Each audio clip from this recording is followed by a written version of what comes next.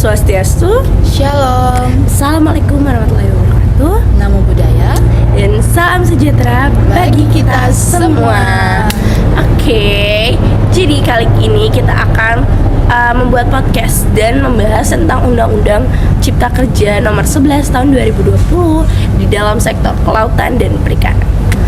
Sebelum itu, perkenalkan, nama aku Revalina Najwa Sunaria dengan NIM akhiran 56 dan teman aku Ripka Sahara Putri Siburian dengan NIM akhiran 66. Oke, sebelum kita membahas lebih lanjut nih Undang-Undang Cipta Kerja Nomor 11 ini tuh apa sih? Undang-Undang Cipta Kerja Nomor 11 Tahun 2020 dalam sektor kelautan dan perikanan, salah satu isinya tuh apa sih kalau boleh tahu?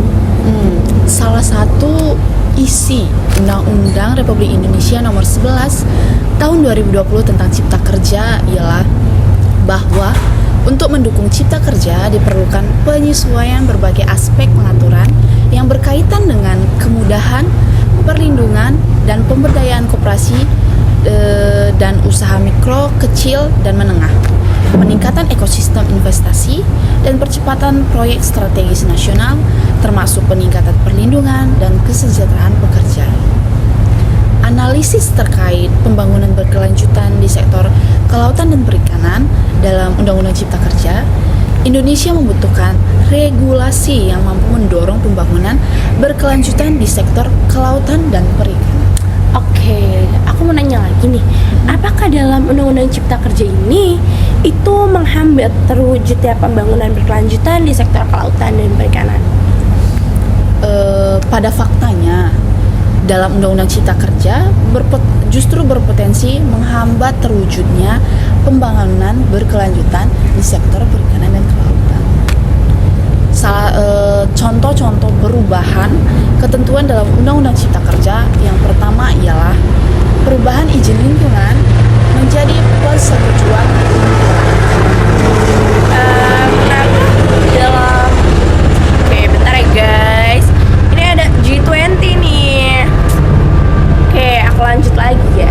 Kenapa dalam UU Cipta Kerja ini perubahan izin lingkungan berubah menjadi persetujuan lingkungan? Salah satu prinsip pembangunan berkelanjutan adalah prinsip pencegahan. Esensi izin lingkungan adalah untuk pencegahan.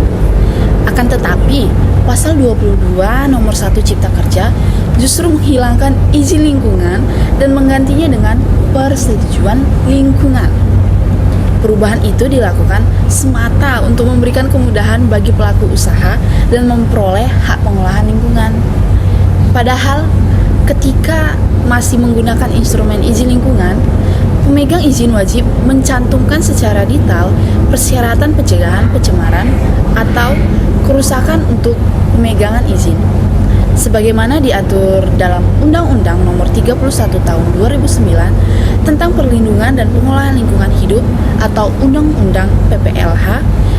Kegiatan yang mencantumkan persyaratan analisis mengenai dampak lingkungan atau AMDAL dan upaya pengolahan atau pemantauan lingkungan hidup atau UKL atau UPL diwajibkan untuk memiliki izin lingkungan. Dengan tidak adanya instrumen pencegahan yang ketat, ekosistem pesisir dan kehidupan masyarakat pesisir dapat terdampak karena perubahan izin menjadi persetujuan tersebut. Oh, berarti ada perubahan yang awalnya dari izin lingkungan menjadi persetujuan lingkungan. Selain itu, ada lagi nggak yang berubah dalam UU Cipta Kerja ini selain yang perubahan izin lingkungan menjadi persetujuan lingkungan? Ada lagi, contohnya seperti kewajiban penetapan rencana tata ruang dan rencana zonasi dikecualikan jika terdapat kebijakan nasional yang bersifat strategis. Pasal 18 ayat 14 Undang-Undang Cipta Kerja mengatur bahwa untuk pemanfaatan laut yang berkaitan dengan kebijakan nasional yang bersifat strategis seperti pengembangan infrastruktur, pengembangan wilayah, dan pengembangan ekonomi, perizinan berusaha dapat diberikan walaupun rencana tata ruang dan rencana zonasi belum ditetapkan oleh pemerintah dan pemerintah daerah. Dan dijelaskan juga pada pasal 18 nomor 2, perencanaan pengelolaan pesisir dan pulau-pulau kecil yang sudah ditetapkan pun dapat ditinjau kembali apabila terdapat rencana tata ruang atau zonasi yang tidak sejalan dengan kebijakan nasional yang bersifat strategis. Oke, apakah ketentuan tersebut akan mengabaikan esensi dari rencana tata ruang dan rencana zonasi yang seharusnya memperhatikan daya dukung ekosistem? Sesuai dengan yang kita bahas sebelumnya, ketentuan tersebut akan mengabaikan esensi dari rencana tata ruang dan rencana zonasi yang seharusnya memperhatikan daya dukung ekosistem.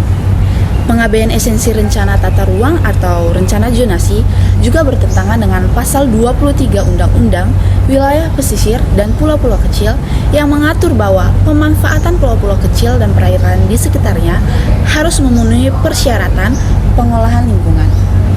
Dampak dari mengasingkan esensi rencana tata ruang atau rencana zonasi demi kebijakan strategis nasional itu berpotensi menimbulkan kerugian bagi masyarakat maupun ekosistem.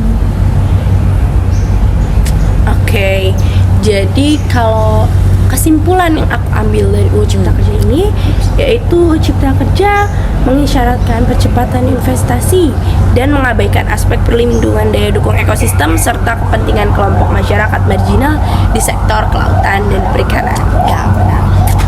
Oke, jadi itu dulu yang bisa kita bahas dalam podcast kali ini.